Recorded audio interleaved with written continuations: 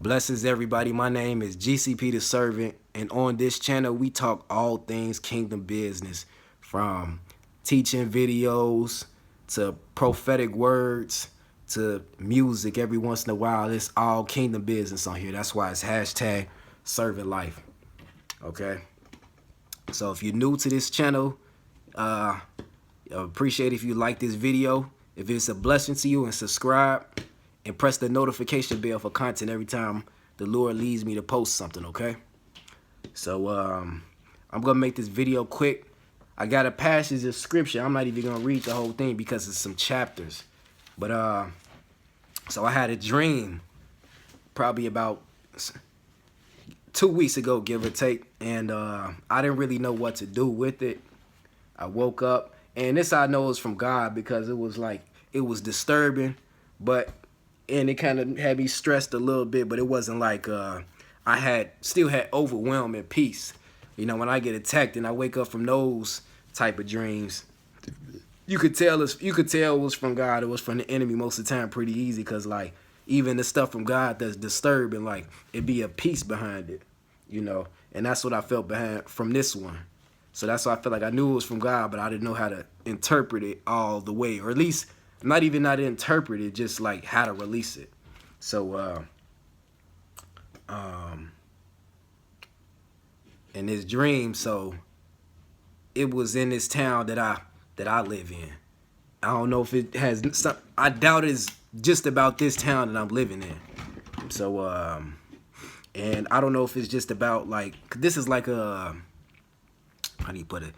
It's like a southern country town. Not country, I say suburban. It's like I'm like on this town that I'm in is like, it's like right on the outskirts of the city before you get all the way like to some real country stuff, right? Really down south. It's like still a little bit metro, a little bit, but really it's not. So basically it's like a rural suburban town, pretty small, right? And it was based in this town, and it's a high school. And yeah, it was kids in school, and you know, it was like regular. Then out of nowhere, it was like helicopters coming out of nowhere. It was like helicopters coming out of nowhere, and like 3 of them. And it's not too much around here. It's not like a whole bunch of buildings, so it kind of just took up a lot of space. It looked like it, you know, it was real obvious, and it was loud, and people was looking out the windows, and they was seeing the helicopters. And you know, a couple people tried to escape, but they got caught.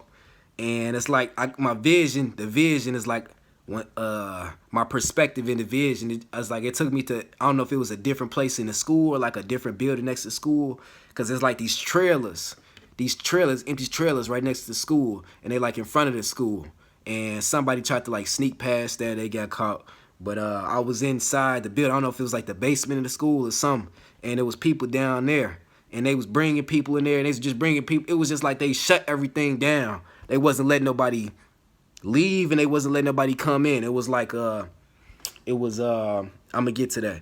And but they weren't being like over aggressive, but it was like you could tell you couldn't just do what you wanted to do. And it wasn't like a whole bunch of them, but it was enough. And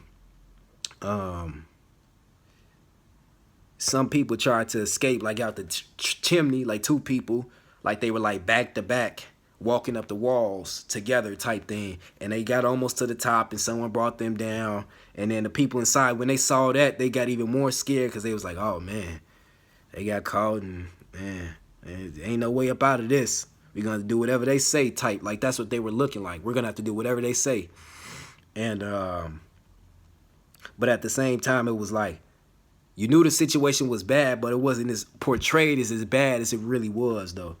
So that's pretty much it, though. It was like I woke up from that. I mean, it was a little bit more to it, but that's pretty much what it was. The helicopters came out of nowhere. Wasn't letting nobody leave. Wasn't letting nobody come through. But the thing was that I got from the dream is like, I don't know if it was me, like me personally, me, or just my perspective of somebody else in the vision. But it was just like in my mind, as I seen the helicopters pulling up, or right before they was pulling up, like I felt like the urge in my spirit to leave, like to run, get away, get out, leave classroom and leave. But I don't know if it was like actually me though. I mean, for one, I'm not at high school no more, but I think it was just the reason why I seen this is because, how do I put this?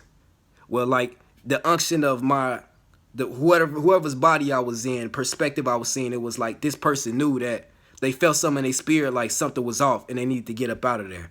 And if they had left early, like 30 seconds before they started pulling up, you know, in the helicopters and stuff in the air, they could have got away. Because, you know, some of the other people almost got away, you know, when they tried to run. But, you know, that person hesitated. But so I woke up from the dream and I didn't really know what to do with it. You know, it's really not much interpretation to it. It's kind of straightforward, but it's, you know, still kind of disturbing, and I didn't know how to release it or if I should release it, you know. But I didn't know how to describe it, and like what word to describe what I saw. And I was reading the book of 2 Kings a few days after, and I came across the word of what it was, and it was a siege. It was a siege because they weren't letting nobody in. They weren't letting nobody out. So basically, you either did what they told you to do to be able to get provision, or you was going to die, pretty much, because you couldn't move. So that's the same thing that happened in 2 Kings, starting in chapter 6, going all the way up to almost like chapter 8. It was, can't remember if it was the first or second siege by Syria on Jerusalem, but nonetheless, it was a siege by the nation of Syria, the empire of Syria, when Ben-Hadad was the king, and they besieged Syria, meaning that they couldn't they wouldn't let nobody in and they wouldn't let anybody out. This was after that the Syrian bandits tried to raid Jerusalem. You know, and you probably heard the story with the chariots of fire when Elijah, his servant, you know, he showed them chariots of fire, and then they made the Syrian raiders blind, and they actually fed them and then sent them back home, and they didn't raid Jerusalem no more. But after that, the king of Syria, who really didn't have anything to do with the raiders, well, he kind of did, but the raiders, they were basically like criminals that was kind of helping the king. But, you know, the raiders, they stopped coming and trying to, you know, attack Jerusalem. But the king himself and his soldiers, they still decided to siege Jerusalem. So this was directly after that. You know, I just had to give a little context. So, yeah, it was a siege. I'm trying to get to the specific part where the specific part. Okay. And it says, verse 24, it says, and it came to pass after this that Ben-Hadad, king of Syria, gathered all his hosts, which means his army or military, and went up and besieged Samaria. Oh, I'm sorry, I kept saying Jerusalem. This is that's not Jerusalem. That's the southern kingdom. This is the northern kingdom, Samaria. But yeah, so they besieged Samaria, and there was a great famine in Samaria, and behold, they besieged it until an ass's or a donkey's head was sold for 80 pieces of silver. That's 80 pieces of silver, and a fourth part of a cab of dove's dung were for 5 pieces of silver. I looked at some commentaries online. Some of them said like it's not really like bird poop when they say dove's dung, like it was some type of beans or something. But still, the whole point of it was that everything was extremely overpriced. It was super inflation because of that siege. No goods could come in and no goods could come out. So then after that, a woman, she sees the king and the king of Israel. And as the king of Israel was passing by upon the wall, there cried a woman unto him, saying, help my lord, O king. And he said, if the Lord do not help thee, whence shall I help thee? Out of the barn floor or out of the wine press? He's basically saying, like, if God can't help you, what can I do? And then the king said unto her, what ails you? And she said that this woman said unto me, give me your son, that we may eat him today, and we will eat my son tomorrow. So I don't know how long the siege was going on at this point, but basically it was so bad the famine was so bad that they was eating kids. They was eating their babies. So that's some serious stuff right there. She said, so we boiled my son and we did eat him. And I said unto her on the next day, give thy son that we may eat him.